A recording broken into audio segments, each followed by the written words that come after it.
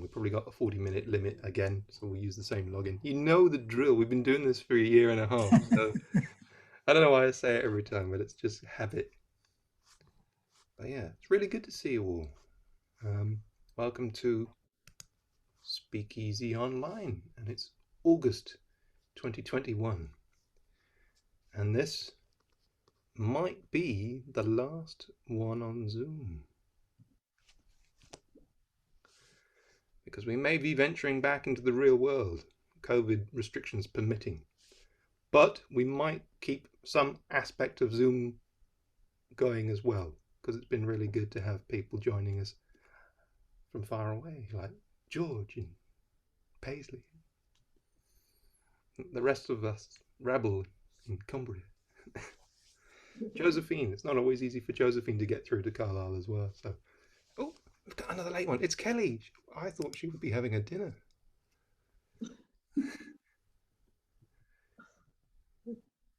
She probably still will be.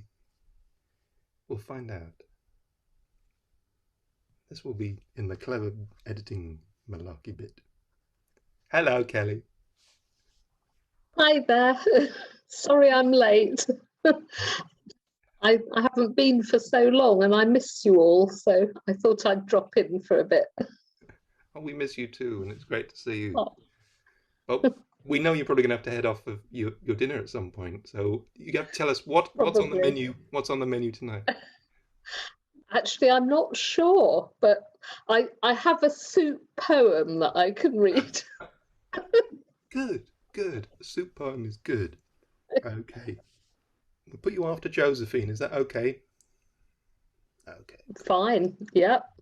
We'll probably do the Poets Out Loud thing of if we just read one piece at a time and go round, and then we'll see how we get on. Cool. All right. Okay. I was just doing the housekeeping rules. Right. But yeah, where we're at. Yeah, it was really good to see everybody at the Poetry Symposium, those who were able to make it on Saturday. And I think it was a really great event. And I think Andy Hopkins was really pleased with how it went. And it was just great to see 36 people appreciative people in a room together. And Kelly was one of the guest speakers. And and Josephine finished the event beautifully, and Kevin read and Jeanette. So yeah, just and love Phil. And me. And Phil, of course. Yeah. It's such a lovely space there, isn't it? It's sort of big enough to be comfortable, but still friendly somehow. Yeah. The all-inclusive Tully House experience. Yeah, I think he's hoping to do another one at some point in the future as well. So it's all good. Right. Okay. Yeah, it's SpeakEasy Online, which might be, as I say, for the last time, but as I say, there might be an opportunity to try and keep it going on Zoom in some shape or form. But I think people are keen to try and get back to real life locations, and as I said, the Poetry Symposium seemed to work okay. And so we'll keep on with that. I think Roz might have some information about Poets Out Loud as well. Do you want to mention that now, Roz? Yeah, I'm still waiting to speak to Emma because she's back this weekend, but Katie's very keen, and Katie's volunteered to be the duty manager and open up for us and help out or whatever, and I can do the bar, and that's all that's needed really. So I'm hoping that we get it for free, and Katie agrees with me that that's reasonable, but if we drink enough, So I thought that might be easy enough. Annie, I've not heard from, but I did bump into her mom and dad on Saturday, which was quite nice, and I mentioned it to them and they said they would come even if she didn't, so I thought that was good. And I told them to tell her to look out for my email, but I don't know. I have messaged her to say there was an email from you and she was going to look for it, but I thought I'll talk to Emma probably Monday, and then once I get the go ahead, I'm hoping for the 8th of September. So that if I get That's the first. That's the second Wednesday of the month this time round. Yeah. So So that'll that would hopefully be at the Kirkgate Arts Centre yeah, in yeah. Cockermouth. I'm hoping so, but I can't let you know till Monday. So and it's a bit short notice. So That's okay. then I'll have to try and find people to come. Yeah, yeah. Can all stay at my house. Yeah. Anyway, that's as far as I've got with that. Okay. Cool. So it might be in a real place. And then we're hoping to take SpeakEasy back to the Source Cafe in Denton Home here in Carlisle for, I think it's the 29th of September. Lockdowns and COVID restrictions permitting, So yeah, we'll see what happens. But there might be room to squeeze a Zoom session in, maybe on the 15th or something like that. 15th of September, maybe. But can arrange it and build it, and they will come, or maybe not. So we'll see what happens. But yeah, I think it's good that we're able to try and move into some kind of normality. That's overrated, though. Couple of quick notes. Yeah, so you're probably about to say it. I was just going to ask if you told people about the launch for Nick. Well, I was going to say yes.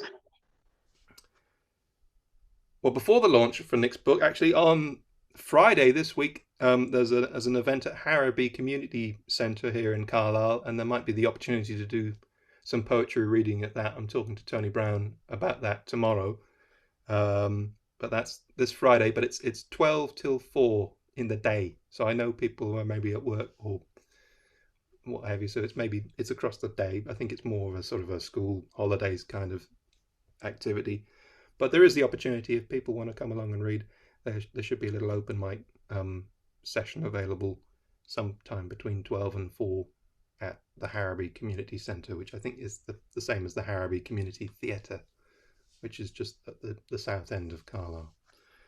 And then on the 29th of August, Sunday, there's a similar event at a community centre in Brampton, and I'll need to get some more information off Tony Brown, but if anybody's interested, there might be an opportunity at the community centre in Brampton on Sunday as well.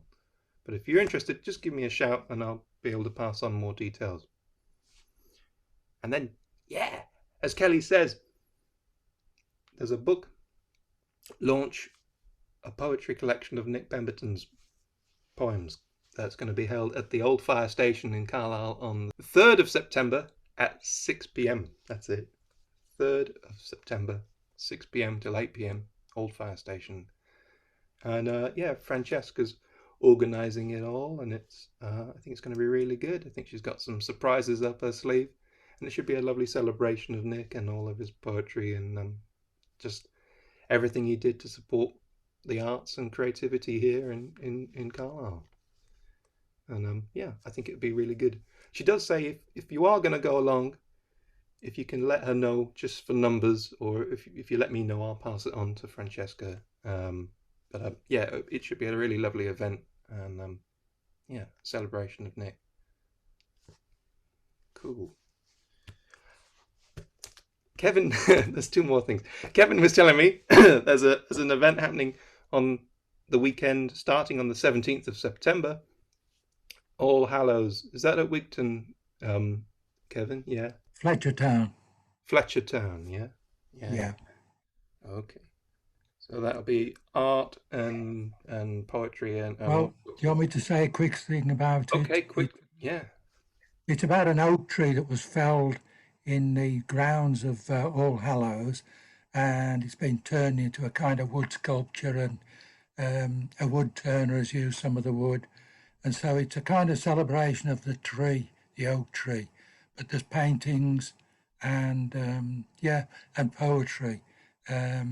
Yeah, so there's poetry related to the tree.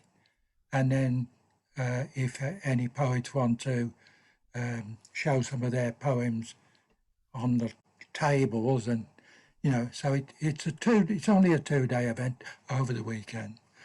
But it's quite good to support it.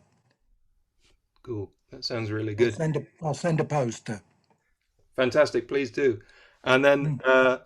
there's also an event, a climate awareness event happening in Carlisle on the 18th of September. And they've asked if some of the people from SpeakEasy would like to go along and read some poetry related to sort of environmental issues and things. Part of the big green week that's happening during that particular week in September, and that'll be in the city centre outside the town hall. And again, if you want more information, just give me a shout. But that should be really good, and I'm hoping that we can read some stuff from the Poetry for a Purpose eco collection and other bits and pieces that we've worked on over the last couple of years. And we've got Ali joining us. Hello, Ali. All right. Hello. Hello. Are you good? Yes, sorry for being late. That's all right. That's all right. Are you going to read something? Not of my own writing. Well, that's okay, but I'll put you on the list. We'll get you to read something. That's lovely. Thank you. Okay. We'll probably put you after Kelly, so I'll give you a heads up. That'll be later on. Okay. Yeah, as you've probably seen in the news, there's some really terrible stuff going on in Afghanistan with this military withdrawal, and I'm just really cross about it. And this is Operation Shitstorm. America's withdrawal from Afghanistan is a pitiful end to the story. 20 years of sacrifice seems to have been for very little. With this desperate scramble, they've not covered themselves in glory. Perhaps the exit of troops should have come after the airlift, not before. It doesn't look good, and the US gets the blame. But they're not there as part of some game. The Taliban have moved on Kabul much faster than expected, so no wonder the airlift looks rushed. China and Russia chide from the sidelines. It's all such a bloody mess. Whose fault is it? America's? And Britain's? And their allies? But do we remember why we were there? The Taliban sheltered Osama bin Laden and Al-Qaeda and wouldn't extradite them. So Bush and Blair were suckered into an unwinnable war against a brutal and tyrannical regime. Bin Laden was a Saudi, a rogue member of a wealthy family. Were more than happy to sell Saudi Arabia arms and do deals for oil with the Gulf states. And in recent years, the Taliban have been living in Qatar, waiting to come off the substitutes bench. And we ask, who is to blame? And the question should be, how can we help the people of Afghanistan?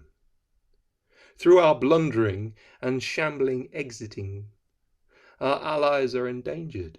Those who aided the West, translators, officials, and women dread the return of subjugation and now fear for their lives. There should have been a more detailed plan, more talks and agreements to stop the Taliban and their wave of deadly reprisals. The exit had to come one day, but surely there had to be a better way. There you are. Thank you. As I've said before, you can get really angry about things and it's a good motivator. There we are. Over to you, Roz. What have you got for us? I've got this about ice mountains, just blue. Yeah, anyway, I'll read it because that tells you what we do. Relaxing in the conservatory, suddenly I'm surrounded by house martins. They swoop from the gutters and fly around me, darting with quick movements, wings beating so fast they blur. Acutely aware of the birds, who remain oblivious to my presence behind my glass wall, I occupy another dimension, subsumed by the flock, participating in their flight, amidst the flashes of black and white as tiny birds abruptly change pace and direction, each individual rushing at breakneck speed, a component of a single mass, that suddenly gains height and races off to the treetops before returning, flying low over the field in their never-ending pursuit of insects, until simultaneously more than 50 house martins momentarily cease this constant activity and line up along the telephone wires. Then, in a coordinated movement, they take flight and are gone. And that was that. Lost my place. It was lovely. I never had them actually come right round like that. They usually just fly around in the field. But anyway, I'll go away now. That was lovely, Roz. They are magical, aren't they? They're magic. Yeah, really good. Thank you for sharing that. Lovely. George, what have you got for us? Thanks. Yeah, I was fortunate on Saturday there to actually be down at Whitley Bay on a poetry writing afternoon with Harry Gallagher. So I thought I'd share one or two of the things that came out of that. So this is one of them. 10 questions for Adam. Was it love at first sight with Eve, or did she grow on you like an apple? Given that Lilith walked out even though God said not to, had you fears about Eve? Did God give you instructions, or did he promise this one would do as you asked? Cain, Abel, did you and Eve question how you raised them? Do you think it was nature or nurture? Don't want to go over old ground, but was it all Eve with the apple thing? Or if you're honest, did you egg her on? Did you and Eve talk about the future and ever wonder about a vasectomy? See Cain and Abel, were you present at the births? Look, were you any good at flat packs?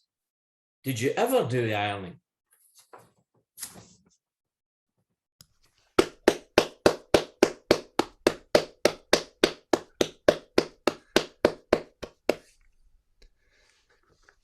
Yeah, brilliant. Yeah.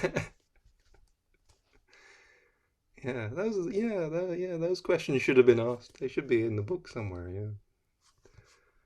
Thank you, George. Jeanette, what you got for us? You've got, I'm not sure if it's finished or not, so I would appreciate any feedback. And reading it out is it's just a good way of sometimes seeing where you've gone wrong as well. So can I indulge you? It's called Wickton's Forgotten War, the Burma Campaign, an exhibition in Wickham Market Hall, 15th of August, 2021.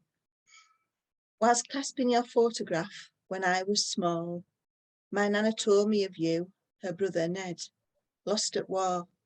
She believed you survived, then led a hermit life. Your Mother Ruddick, said, our Ned will walk up that yard one day.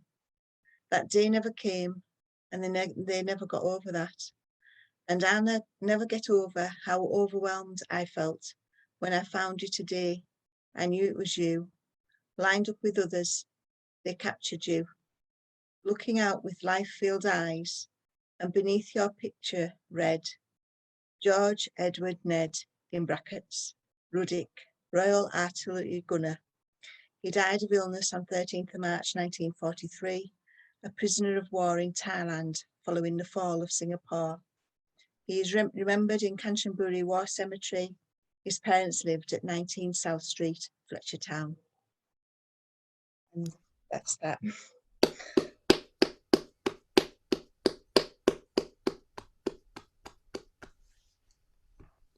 Yeah, was amazed at how emotional I felt when I saw his photo. I thought, oh gosh, you know, that's a copy of what my nana has. You know, my mum now has the original. But you know, to find out for sure that he did die over there, you know, when my nana always tried to believe that he'd survived. Wow, wow, that's really powerful. And yeah,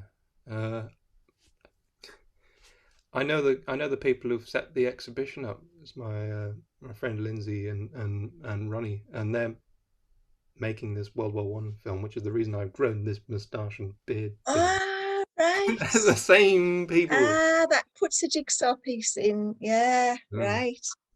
Yeah, so you'll know Dennis. I don't know. I don't think unless he's been up to the thing. I don't know him by name, but I may know him by sight. Yeah. Yeah.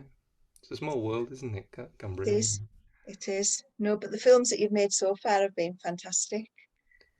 Oh yeah, well that'll be Lindsay and her crew. They're excellent. They're really good. Yeah. Cool. All right. Good. Sounds like Wigton's the place where it's all happening. Oh yes. Thank you very much. Kevin. Sorry about that noise. It's the tap downstairs. It's called Steel. No doubt about it, steel is steel. No ands, ifs, or buts. Nothing fancy, no swanky metaphor. It is what it is. Steel is steel. And don't forget it, Carnegie didn't. Bessemer perfected it.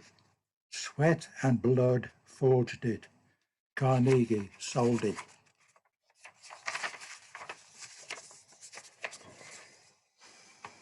And cornered the market. Molten steel creates its own poetry. The crucible is home. Ingots or billets, arraigned for reheating, the jaws of destruction, a melancholy and sublime event. The furnace blasts, lights up the sky at night. Iridescence of purple and blue cover over the slag. The glowing molten mass, when poured, cools to solid steel. Make of it what you will, 1,000,000 miles of rail, tempered swords and sabres, plowshares when the war is over. Make of it what you will, tanks, howitzers, battleships, whichever way the wind blows, steel is steel. Never should you forget it.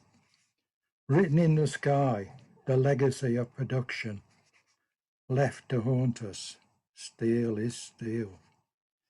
Power grows from the barrel of a gun. Now, who said that? Thank you.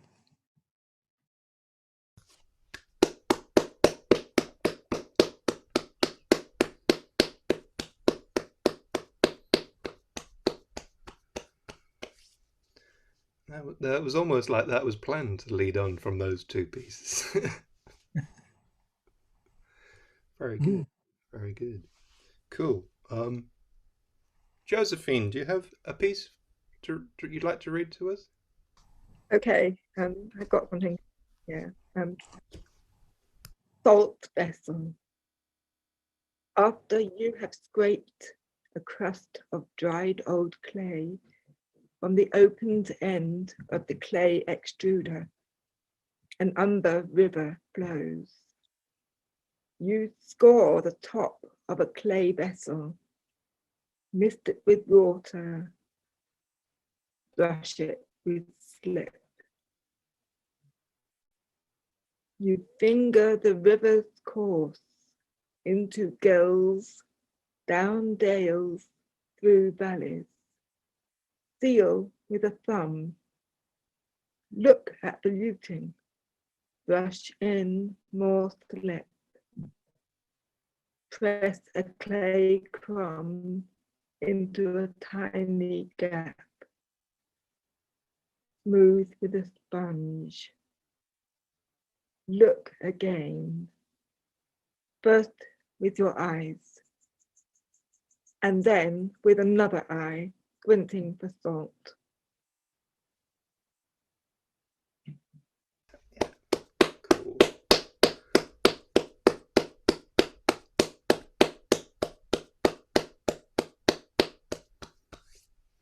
Cool. Lovely. Thank you very much, Josephine. Thank you. Kelly, we're with you. Okay. I could read the soup poem, or I've got another one that I don't think I've ever read. So shall I? Because I think you've all heard the soup one before. Oh well, read the other one then, and we'll maybe the Okay. soup one later. Okay, this is one I was going to read at the symposium, but I didn't have time. I sort of had more poems than I could read in my slot. So this one is called Cutting Through the Fields. We seldom walk together, but today you suggested it, and I was pleased. After 30 years of marriage, I am still in awe of your naturalist's knowledge, and you are still stunned by my ignorance. But today I surprised you by recognizing a yellowhammer's call, and you pointed out a brambling balanced on a bramble. He was brownish with a white collar and a rosy chest, and there was a female facing him a few feet away.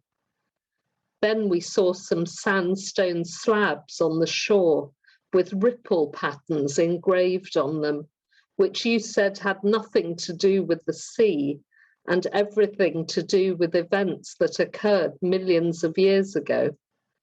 And on the way back, we cut through the fields and brushed our hands through the feathery barley stalks as if we were 6 years old. Thanks.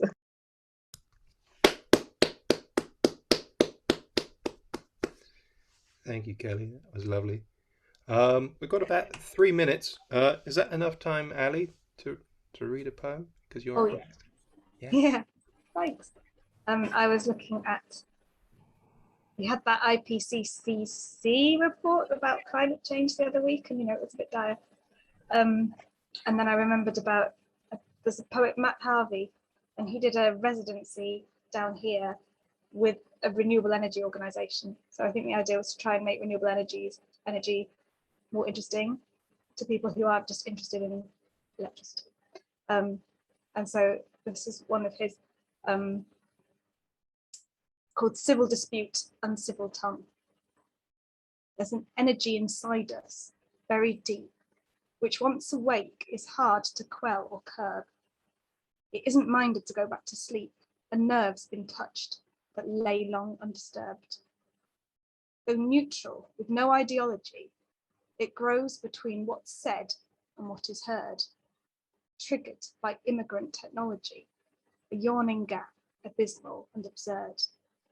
Like all raw energy, it can transmute, infuse, freeze, argue, burn with fierce intensity, turn smiles into growls, debate into dispute, in defense of hearth, home, and identity.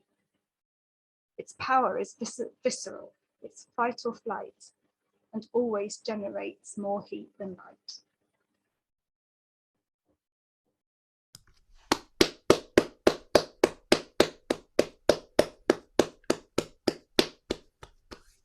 That was really good, yeah, and it gets the message across.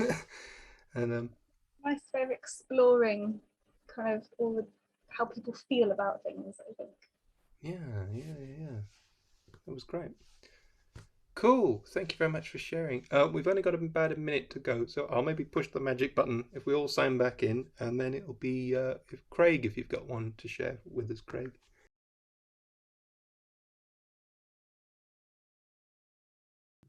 Yes, it was strange in one regard at the poetry symposium, because I was expecting to see various backgrounds behind everybody, and I wanted them to carry frames of behind them of the various rooms and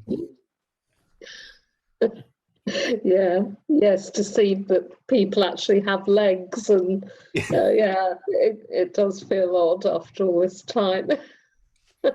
It's like the first time I went to a football. I don't go to many football matches, but the first time I went to one after watching things on television, and I got a surprise when they didn't do slow motion replays of the goal.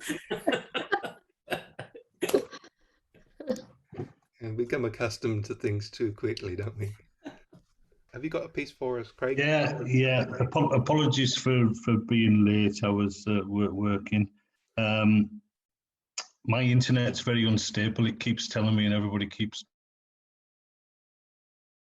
dropping out. So hopefully this won't be as bad as what it's been for this second session. This one's called Taliban. T is for Taliban, tyranny and terror. A is for Afghanistan and abandonment. L is for liberation and law of Sharia. I is for Islam, injustice, ill intent. B is for bewilderment, bloodshed and beheadings. A is for American and allied antipathy. N is for no hope and no future, the way it's headed. That's that one.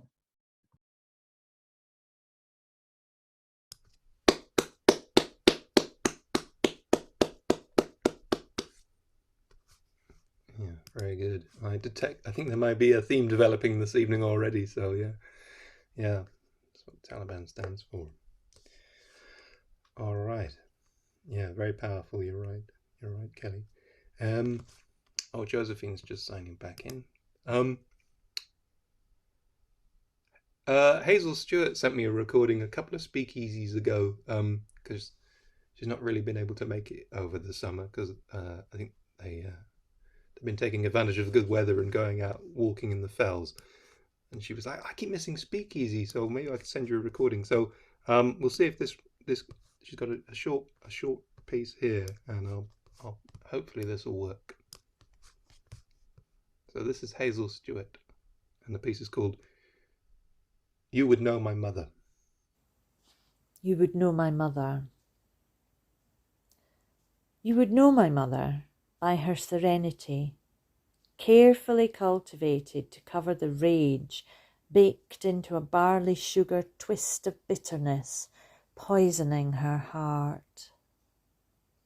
By her healing masseuse hands that wreaked pain as often as comfort, releasing locked-in tensions with an intensity of pressure held long moments more than necessary. By her elegance and extravagance, for clothes she'd never wear because she went nowhere special, had no glamorous social circle. By her rituals and routines and the fact she asked on your arrival when you'd be going, so she would know when she'd regain control of her space. By her love, whose fierceness mellowed over the years to a less troubled and troubling experience for all concerned. By her expectations of perfection plus, so that you couldn't help but fall massively short. I am my mother's daughter. There you are. That's that one by Hazel. It's lovely, isn't it?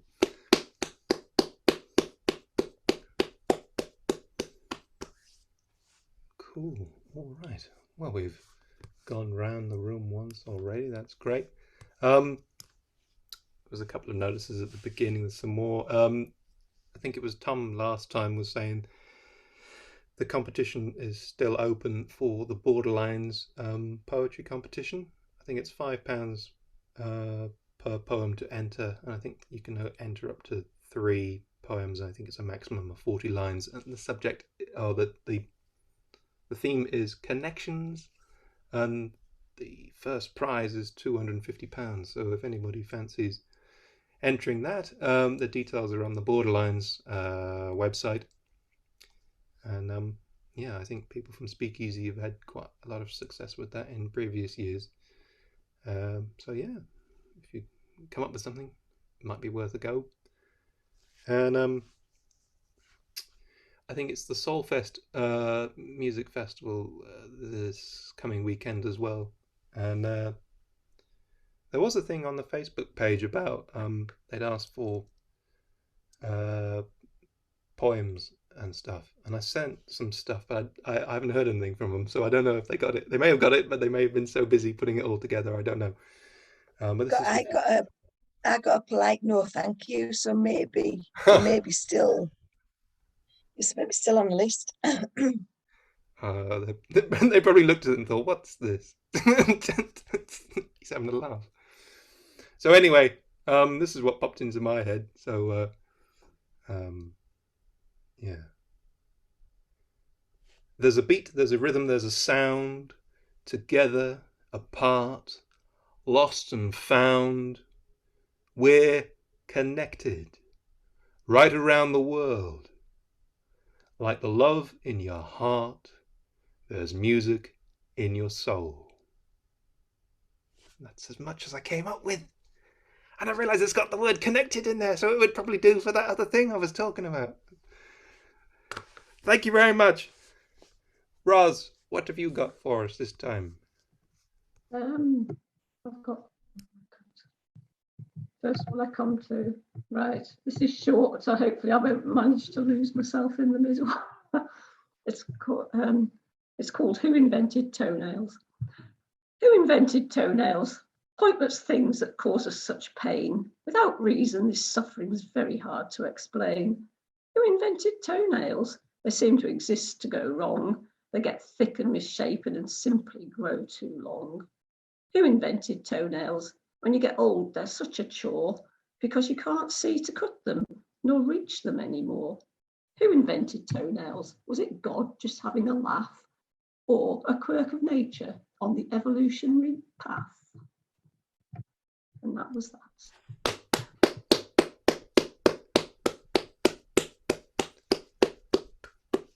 I like this, Roz. You always ask those questions that are imperative to our age. I like it. Good. Follow that, George. Don't think I can, but anyway, we'll try. This is another one from the Saturday. I think probably, I don't know about everyone else, you just start poems, you don't know where they're going sometimes. And I think it was actually the first two words in this that just appealed to me, because I'd always wanted to write a poem that started with these two words. I say that now, actually, it just came to me at the time. But anyway, do you hear the crocodile? Wet shag on stone pillar remnant of a light marking danger. Wings hung like malevolent washing. Black dream in a drying wind, flight of shadows, reflection on glass, lost in ripple and spray and storm, howl of winds, scream of random rigging. The view from the cockpit, male and morbid. This yacht has no rudder, drifts where old currents linger into sharp rocks, grinds on the shingle of years. The wearing down of breath, the tearing of tides. Who sets the sails? Who holds the sextant? Do not shoot the albatross. Remember the wandering sailor. Damn, damn the bird hanging like Poe's crow, but larger, blacker than coal pitch, tar, night, everlasting death of light, death, that shag that never flies away.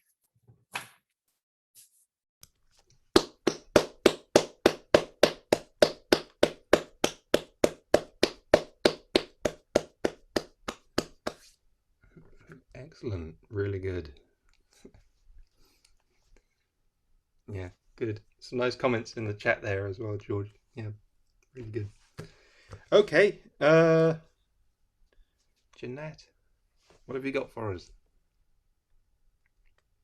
Right, stick with the theme. I'll give my the music theme as it, and this is the one I sent to Soulfest. And as I say, I've got a very friendly no. Music. A song can bring you back to life when living gets you down. A tune can lift the saddest eyes, eliminate a frown. Lyrics, just like poetry, match your very soul. Reassuring, life-affirming when the singer shares your goal. Harmony can influence, mind uplifted to subdued. You can play conductor and orchestrate your mood.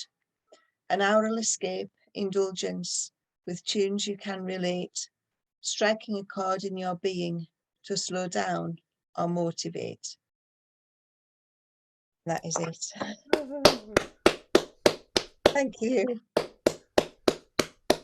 That was great. We'd put that up as a mantra somewhere. Yeah. I love it. Cool. Well, yeah. I wonder what they do pick in the end. They'll be like, They've probably got so many alternatives. They've probably got enough for the next 10 years or something. Cool. Okay. Kevin, do you have another one, Kevin? No, just that one. But it was a good one. Excellent. No worries, Kevin. Cheers. Josephine, do you have a second poem? Snow bones. Snow bones remain long after winter. The sun moves on the vernal equinox. Cross-bell changes moment to moment, day to day, season to season. Beyond is slow erasure of ancient layers down to trees, creep of cotton grass and moss, tide of healing.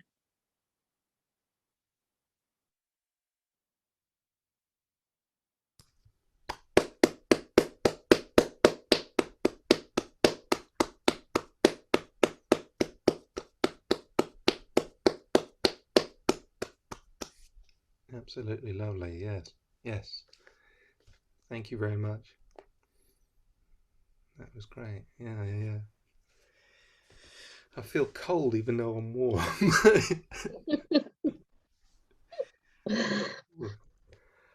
Okay. Kelly, have you got the one about your dinner? Yes, yes, but my soup poem will warm you up. Lentil soup. When I think of us, I think of lentil soup, its belly-filling warmth, the crusty bread we dip. I think of the gorgeous traces it leaves on our hob, the scattered orange sequins, the tiny frills of parsley lace, the curlicues of dried oil, the salt sprinkled like glitter. When I think of us, I think of lentil soup, the way there's always more, the way it costs as little and as much as love. Thanks. My husband is a messy cook, but he makes really good lentil soup. Oh, that's great. I feel hungry now as well as warm. So. Thank you, Kelly. Yeah. That's good. Yeah. Can't beat a bit of lentil soup. Okay. Ali, do you have another one? Would you like another Matt Harvey? That's what I've got. I'll have another one of those then, please. So I like this one. I just, it's a lovely approach. Again, so it's from his renewable energy book as well. And it's probably all in the performance, to be honest. So I may well fluff this, but here we go. It's called Breaking News. Reports reaching us of a massive sun spill off the Devon coast have been confirmed. And we go now to our reporter on the ground, Jennifer Willis. What can you tell us? Well, Hugh, this is quite extraordinary. Visible rays of pure, almost liquid sunshine are quite literally spilling as I speak across the coastline and dancing like ephemeral emeralds upon the trembling surface of the sea itself.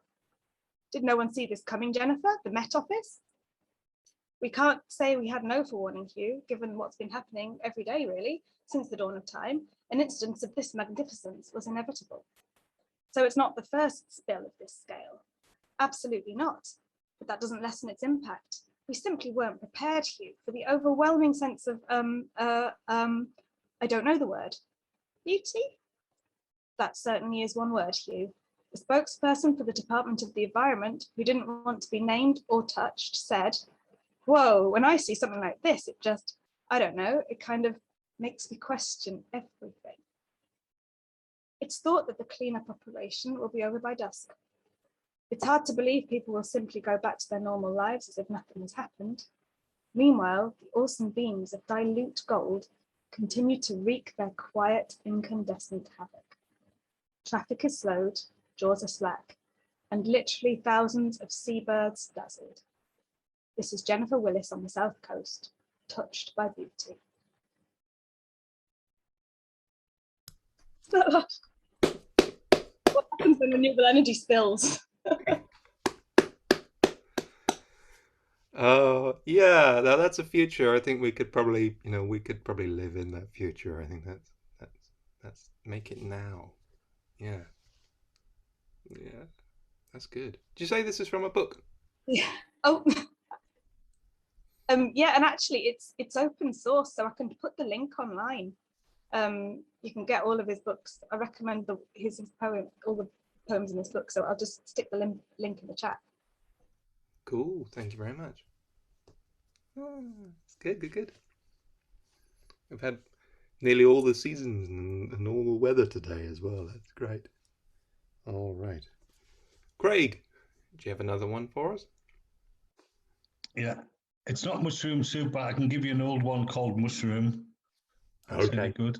Sounds good.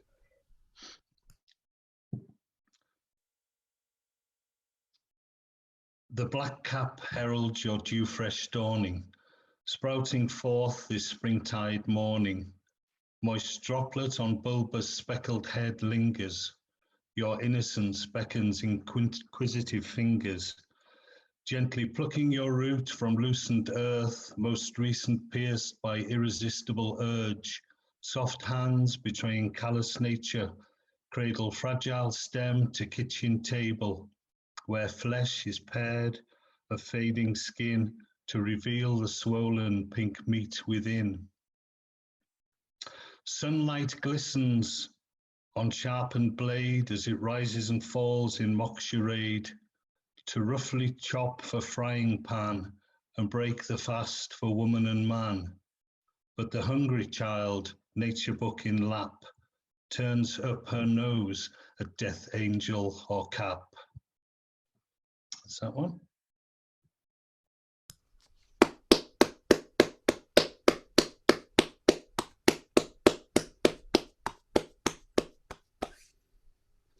Thanks very much, Craig.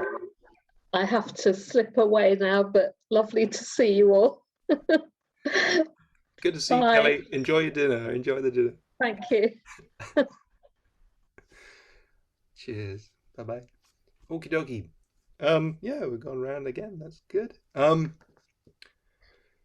Yes, following on from the poetry symposium on Saturday, and this idea of seeing poets and writers in the same room again for the first time in like forever, and with the possibility of venturing back to venues for doing speakeasy and poets out loud and various things. These words popped into my head, and it goes like this. It's called Canary Goes Ping. Venturing out after the storm, masks or no masks, is life really approaching the norm? Poets and writers gather in a room. On this occasion, we switched off our devices and we didn't need Zoom. Maybe you will get up and say your words, and you can sing, sing, sing down at poetry's coalface. And we hope that canary don't go ping, ping, ping. With what we've been through, there's a rich seam to mine. We hope that it's safe. It's so good to see you after such a long, long time. Out of the light and into the dark.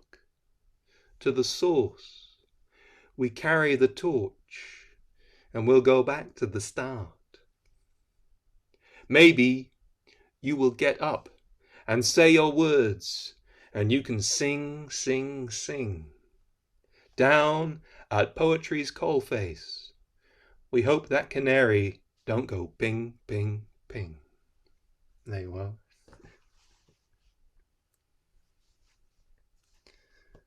Cheers. Thank you. All right. Roz, do you have a third? I've got this, which I did as part of a course thing I was on. They asked you to use. Actually, it was John Keats's "Be thou steadfast as thou art," but you had to use the last word from each line. So this is what I made up. It's not great, but it was the best I could come up with. So precious, much more valuable than art or gold, is this jewel conceived in the night. We are one until birth tears us apart. I shall live like a sainted eremite, with care fulfill the incubator's task, until the waters break on brand new shores, with experience of pain and drugs to mask how long you are lost on desolate moors of agony before unchangeable miracle of birth. New baby at breast unleashes lots of emotions that swell up inside, bring tumultuous unrest, overwhelming love. You'd give your last breath for this tiny thing, you'd fight to the death. And yeah, I can't remember. You had to make up a new poem that used all the same words as the last words of the poem, and it was hard work. That was lovely. That was really beautiful. You did great. Good, good, good. Oh, excellent stuff, Roz. Oh, John Keats reimagined by Roz. Okay, George, do you have another? Yeah, of course, Phil. Yeah, this is another one from the thing. Apologies if I get the pronunciation of the name of the place wrong, because I was told I was pronouncing it wrongly when I was down. It's the Stables, Seaton, Delaval Hall. A lovely, anyway, above each stall. Horse names, troughs worn down by 1,000 tongues, vault and wall echo to visitor's step. 18th century stone equine mansion, 21st century tourists marveling at round pillars, gully and channel for horse shit and urine. They do not see boots and brooms, grooms and coachmen, weary, grey, ghost-lined rooms at eerie light, steam of horse and man, the grim and grime, men, boys, women, girls, in shafts of light, horses laden, broken-winded, dust playing stars, the circling of bones, the gravity of wealth, the harness of need, carriage rumbling through time with master, servant, the sweat of labour, hidden beyond a postcard framing, stone bones.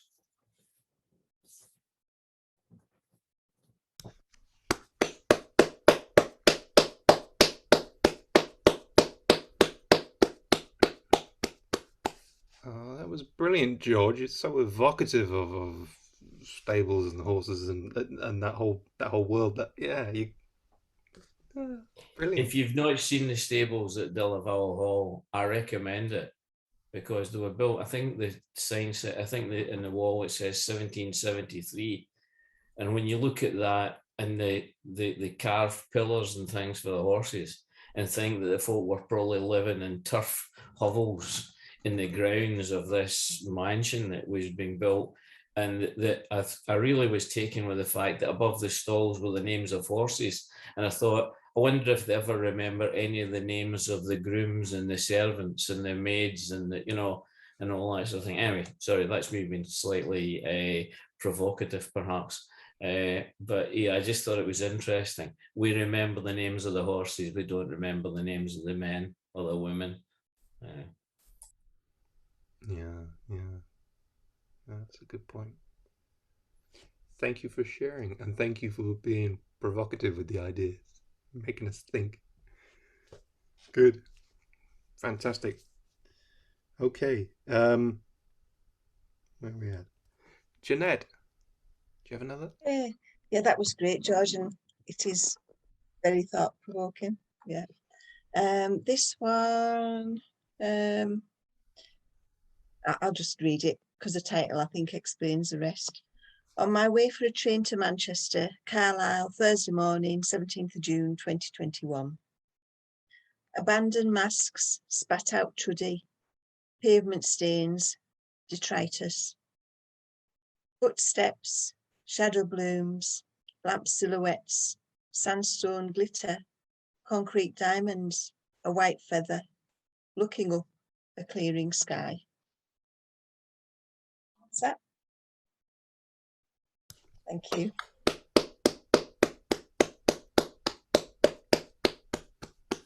Oh, that's lovely, that clearing sky. I think, yeah, that's like a... We all hope the clouds are parting and things are improving. And Yes. Stop looking down, start looking up. things are looking up, hopefully. Yeah. That's great. Okay. Josephine, do you have another one for us? Yes, hang on, let's find it. Okay, this is one of 3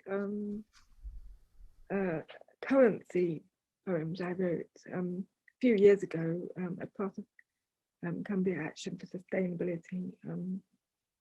A special currency was printed by Austin Moore, and I was asked to write text on currency, and so I did 3 poems, one for each is 10.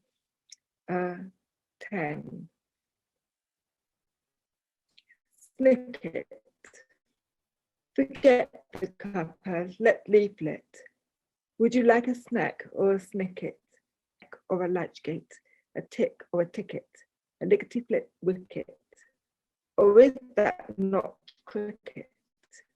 Desire path or sleek it, a snicker or neck it? Are you open for the good? Or a snicker snay, a snelt in the snow, a blackbird or crow, a song thrush or swallow, a pheasant or blue tit, a grouse or a pipit, a great tit.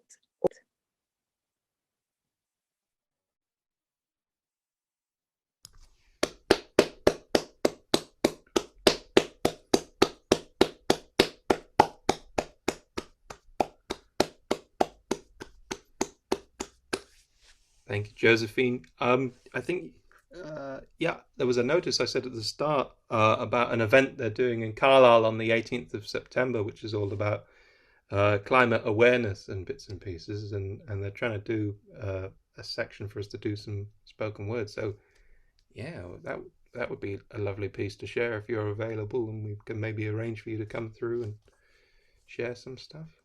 I'll send you an email with some more information about it. Ali, do you have another one for us? Wow. After I met you all like a month ago, I really, really felt like I was going to try and write something of my own because I really liked it. Was just really inspiring, and that I haven't, sorry. I still don't know how you pick an idea. That's what boggles me, is like you all seem to have these ideas from like these big bits of history to like little things that you do daily, and then you just hone in on something and distill it and write something, and I'm just still at like, oh, what, the world's really big. How do you choose something to say? So no, I've got nothing, but do you want the short one by Matt Harvey? Cool. So I think he wrote this, I think it was it 2013 or 2014 in the winter? There were huge floods in the south of England. So a lot of Somerset and Devon and bits of Dorset down here flooded. So I think he wrote this one then. The title is "A partially submerged person in Somerset makes an implicit link between extreme weather conditions and climate change, whilst hoping the latter may be mitigated by investment in renewable technologies." And the poem goes like this: "I want to go renewable, so my streets are less canoeable."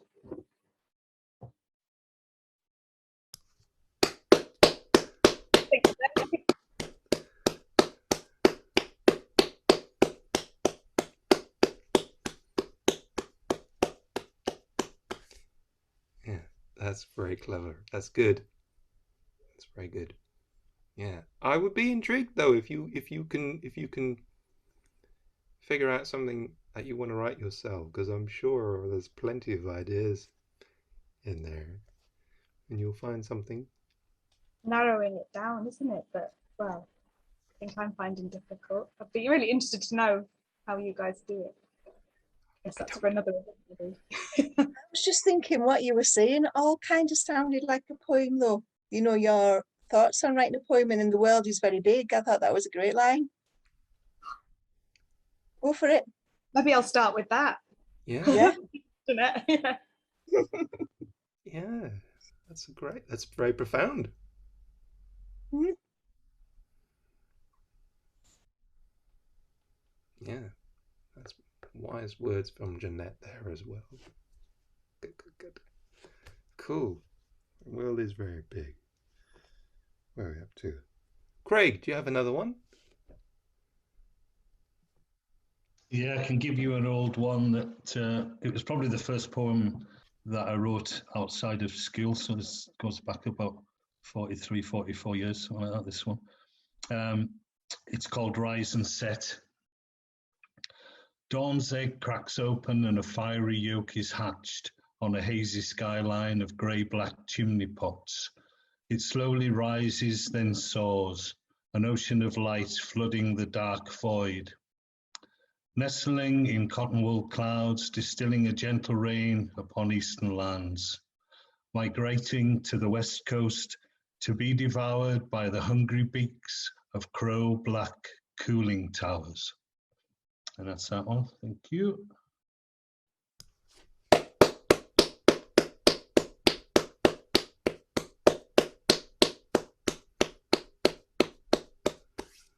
That's great. That was lovely. Yeah, yeah. Thank you. If you pardon me briefly, I just need to go and return someone's phone call.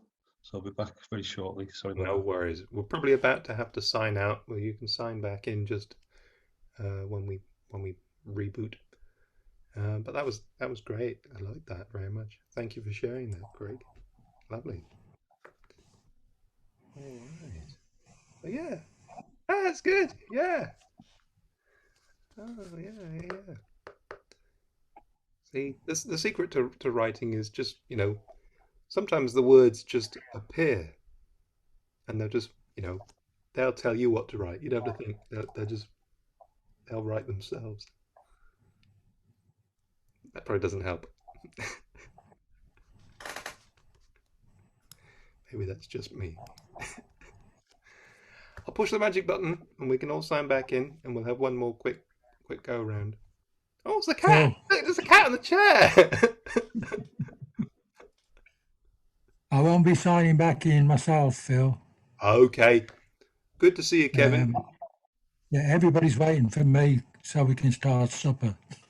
You all have dinner late out west, don't you? Yeah. Take See care. you soon. Cheers, Kevin. Bye, everyone. Bye. Look at that. Craig's turned into a cat. Maybe he's a witch.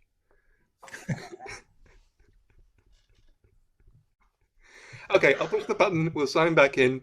Maybe the cat will sign back in. I don't know. And we'll see where we are.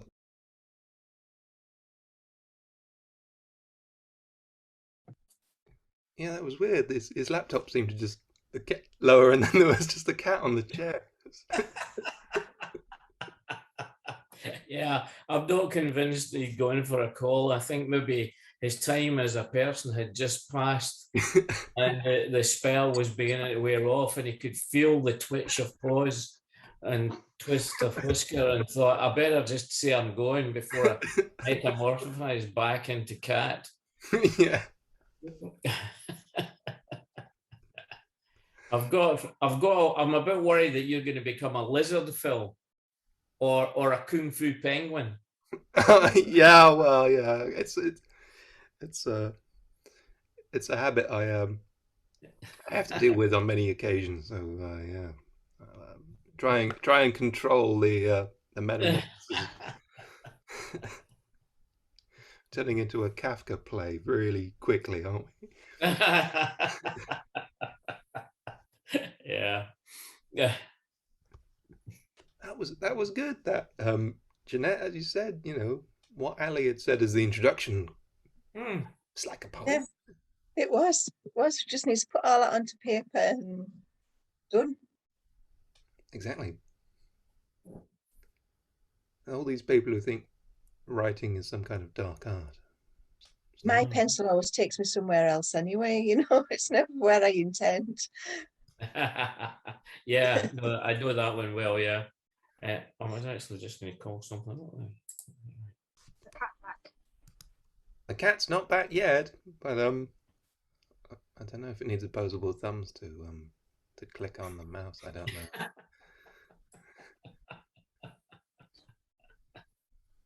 Probably devious enough to find a way if it really wants to. Of course, cats are quite sneaky like that, aren't they? Oh, his name's appeared in the waiting room, but whether it's the cat or him. Ears are burning. The problem is, in order to write, you have to metamorphosize back from the cat into person, just so you can get the words down in paper. But it's easier just going back to being the cat. Is that what you have to do, George? Leave your cat self behind. I'm not real, Ali. Did you not realize? I'm just an avatar on the screen. Oh. That was me thinking I was interfacing with a human. That's how good it is. I'm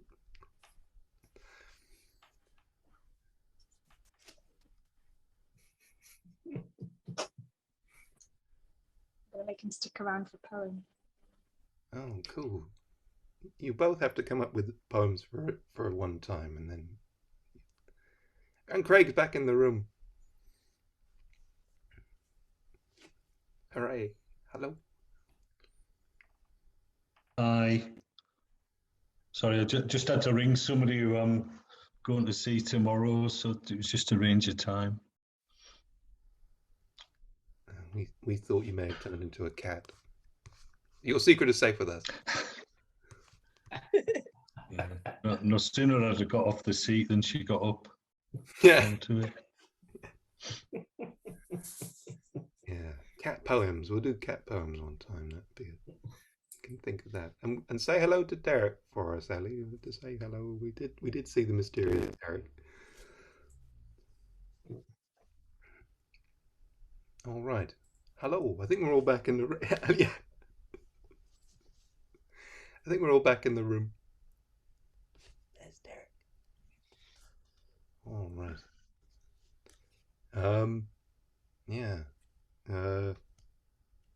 At the poetry symposium, I managed to put a few of my books on the table because I've cobbled together some of my rants about the COVID pandemic and how angry the lack of the response by the government has been over the well, initially the first year really, and I put it together in a little pamphlet.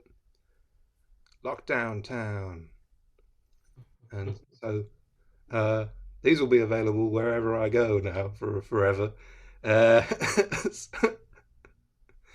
If anybody's interested in purchasing one, you can talk to me at some point, and I will go yes.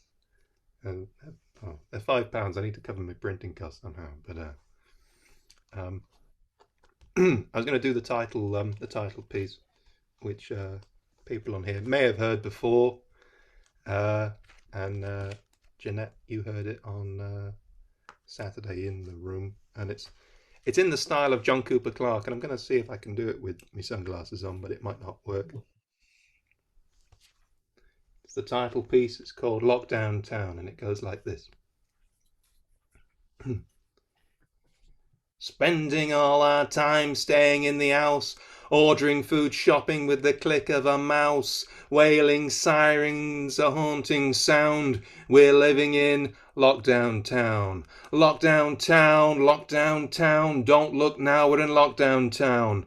If you go out, you need to wear a mask. Is keeping 2 meters too much to ask? There's an horrible bug going around. You better watch out. We're in lockdown town. Lockdown town, lockdown town. Don't look now, we're in lockdown town. There's no laughter, there's no play. All our kids are locked away. Turn those smiles upside down. Don't look now, we're in lockdown town. Lockdown town, lockdown town. Don't look now, we're in lockdown town. Some say it's fake news, some say it's lies. When they catch COVID, they're in for a nasty surprise, as realization dawns in their eyes, and they frown. We're in lockdown town. Lockdown town, lockdown town. Don't look now, we're in lockdown town. Roll out the vaccination right across every nation. Essential workers make us proud. We'll sit tight in lockdown town. Lockdown town, lockdown town. There'll come a day when we can all leave lockdown town. We'll remember those lost and those who survived. Things will be different in all of our lives. Maybe some solace at last will be found when we no longer live in lockdown town. There you are. There you are, lockdown town. Available from no bookstores except my own. Thank you. You're very sweet. Where are we up to? Roz, do you have one? Another one? Nothing as good as that. I've got a couple of writ to do at the Kirkgate, which I thought there's nobody here that's going to be at the Kirkgate anyway. So, well, possibly you. Are you coming to the Kirkgate, Phil? I hope so. I hope to have an audience when we actually get going. I'm hoping to be back there. Yeah, just let me know. I'll try and get a car full to come over as well. That would be fabulous. Right. Well, this was the first poem I was going to read. Changed a couple of words because it said Kirkgate, but I've changed it to people because you're not Kirkgate, are you? Right. People, you'd better look out because there are poets about, armed with words on every topic that are colourful and kaleidoscopic. And to make things even worse, they put form and structure into verse. They are a very dangerous breed who use their rhyme to seed and plant ideas in your mind where they'll grow until you find some of them even seem to make sense and appear to have some influence. But you need to understand they're just holding out a hand, not offering you a soul laid bare. So when you listen, take care. Should you find you have a leaning towards finding deeper meaning, recognise the words poets choose don't have to represent their views. And poets are capable of saying out, and use a myriad of ways to say nout, with style that can leave no doubt that the poem is all poets are about. And that was to welcome us back to the Kirk.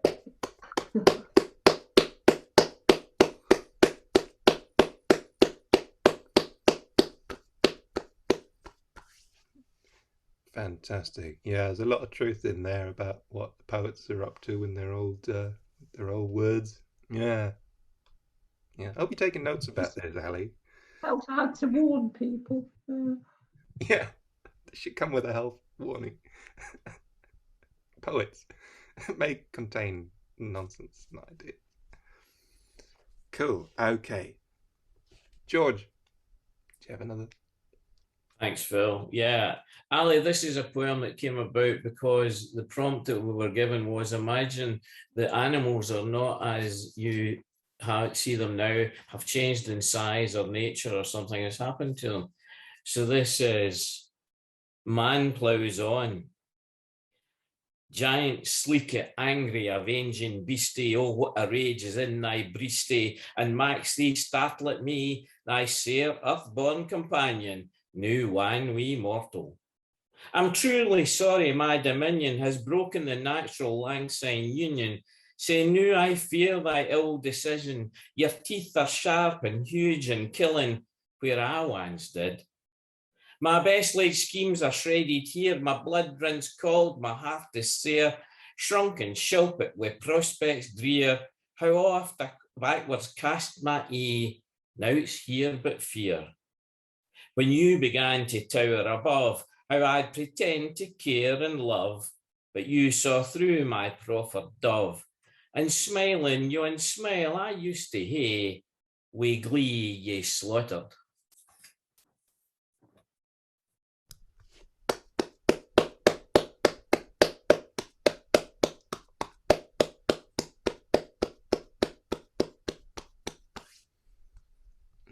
See, there's wise words from the master there as well.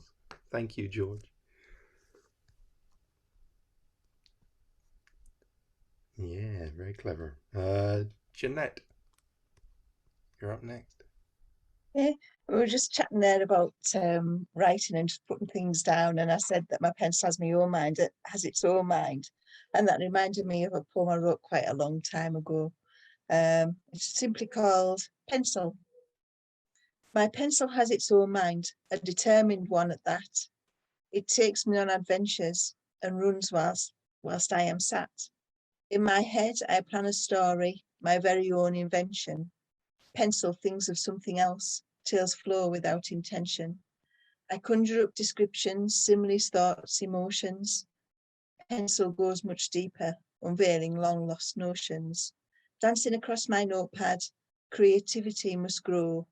Eraser is for later, grammar interrupts flow.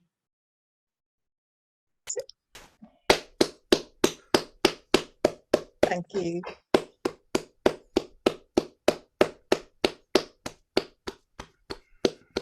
That's brilliant. That's brilliant. Yeah, and it's true about the pencils. You can sort Yeah, of, if I stop to try and find out where the commas go, I forget what I'm thinking about. it's true because you can sort of plan and out what you think you're going to do, and then you sit down and you can do it in a totally different way from where you thought you were going to be. As long as you still get to sort of from point A to point B, you're probably still okay, but it could be a totally different route. Yeah. From what we just write and see what happens. Yeah. Somebody was asking me about writing a couple of years ago, and I said I'm not a writer. I'm a maker-upper of stuff. And a very good one at that.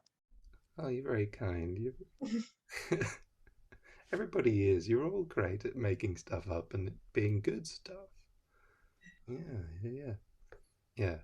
But you can't put that on a book. You say you're a writer. You don't say the latest selling novel from the well-known maker-upper of stuff. New chart. Yeah. The best-selling maker-upper of stuff book chart. Yeah. You could have upcoming categories and the lot. The maker-upper of stuff awards. Yes, the annual awards. Yeah, should we see if we can contact Melvin Bragg to give out? But they're going, welcome to the Maker-Upper of Stuff Awards 2021. It's going to be amazing. Everybody from SpeakEasy has won this little award.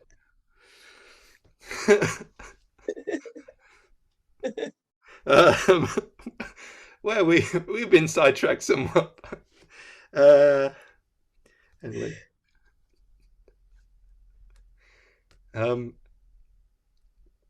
Josephine, do you have another poem to rescue us from this silliness? Well, I've got one of the other currency poems. This is the 20 unit note. Ginnel. Gin the niggle a tail, gin a hankel a ball, Gin the nibble a quill, or shall we tell them all? Gin the stiggle a spell, gin the brattle a wall, gin the turnwall an owl, or is there a story to tell? Gin the petal a fall, gin the startle a well, gin the silly fool so pale, let's riddle the hounds of hell.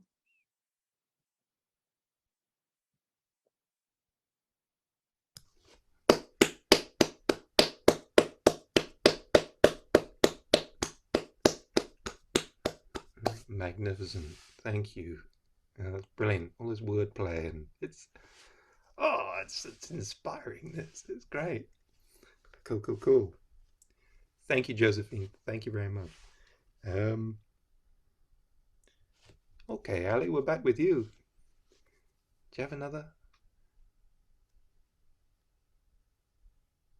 No, I'm afraid not. That's okay. Just interesting listening to you though. So you make it sound like some kind of magical process. The writing. All you need is a magical pencil. Yeah. But Yeah. I guess people do it in different ways. Yeah. But anybody can do it. That's the thing. Anybody can do it, and everybody has their own way of writing. And I think sometimes we find we have different ways of writing. Different pieces can come into fruition through different ways.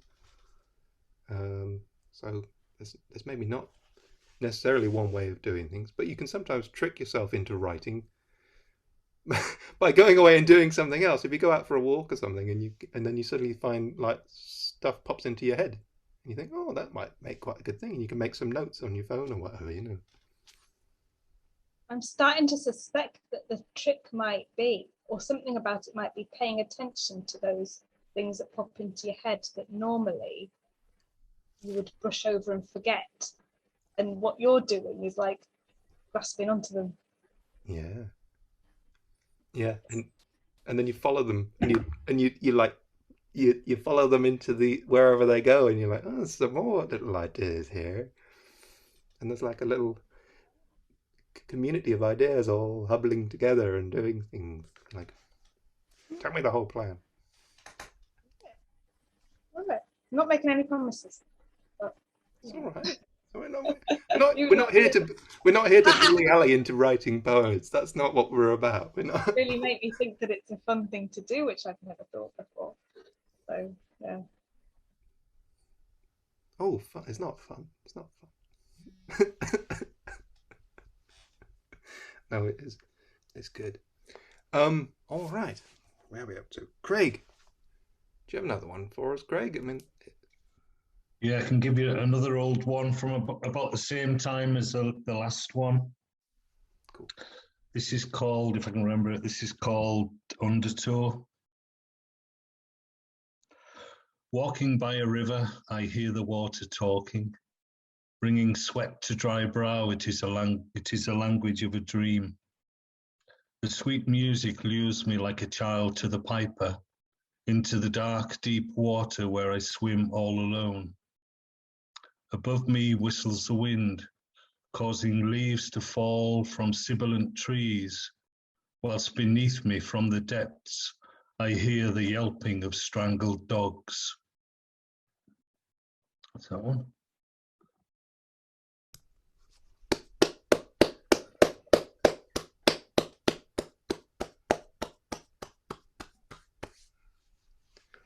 Thank you very much. Excellent. Cool. Well, we've all gone around the room quite a few times. I'm getting dizzy. Yeah. It's been really good. Does anybody have anything else they desperately want to read, or shall we wrap things up? Anybody? Wave now if you want to read anything. No, you're all so enthusiastic. No, it's great.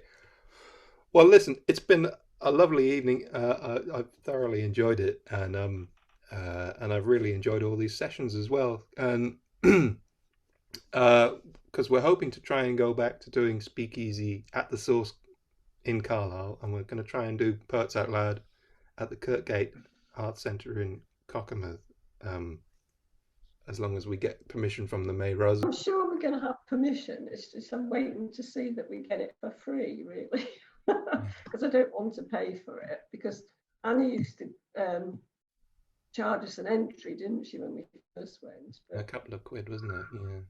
yeah, but I was trying to manage without that if I can. I'm just convincing them that they're an arts centre. They really need us. Yeah, yeah.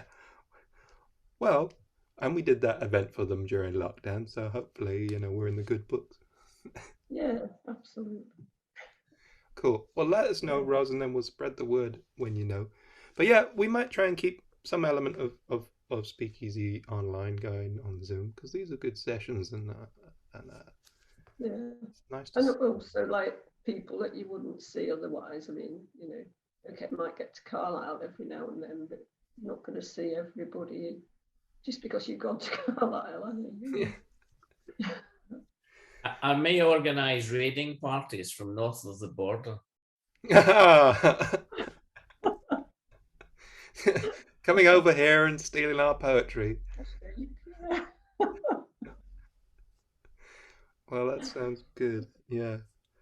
We'll have to have like Lord of the Rings. There'll be like warning beacons lighting and going, oh, those Scottish poets are crossing over the border to pillage our creative minds. Villanelles ranged along the border, ready to repel these sonnets coming down from the north. It's probably got to be some joke about a canon of work there, isn't it? But I don't know. I can just offer a hobbit. That's all I can do. Well, we'll all have to person the battlements and things. Yes, it's been great. Chip them over with the haiku. Yeah. Can I just say then, Phil, thanks very much for all this. It's been a joy joining you all, and thank you for the chairing it, organising it, all the things that you've done over these months. Thank you so much. You're very welcome. Thank you for joining in. Yeah, give yourselves a round of applause, everybody who's read tonight, and everybody who's listened, and everybody who left before the end, and everyone who stayed.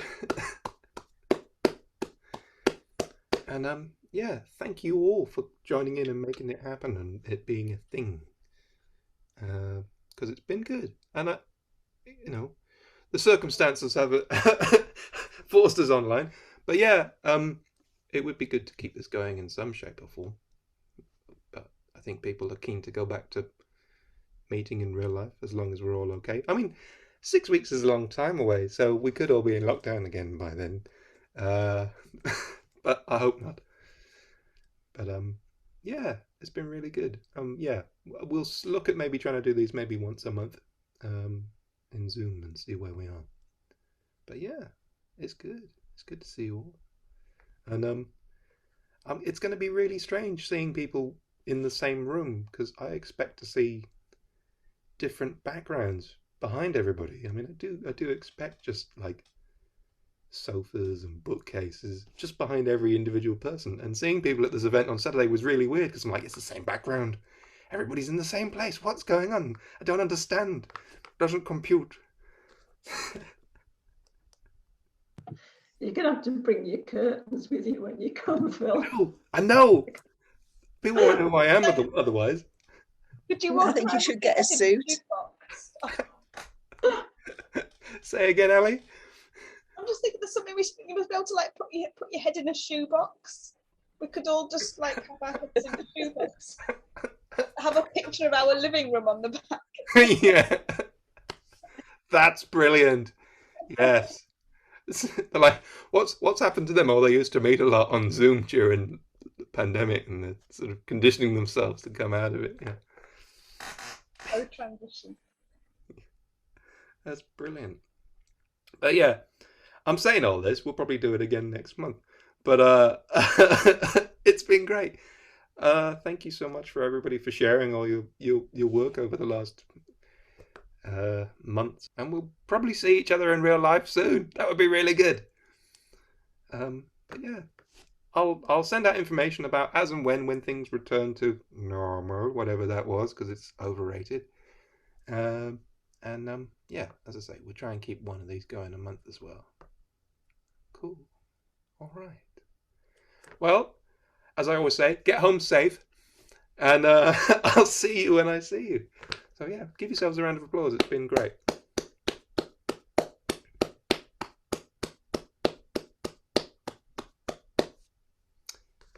All right. Take care. I'll see you soon. Thanks, Bye. Phil. Thanks, everybody. Thank Yeah, you. thanks, Phil. Night, everybody. Cheers, everybody. Lovely to meet you all. Bye. Thank you. Thanks, Phil. Bye. Cheers. Bye. Bye.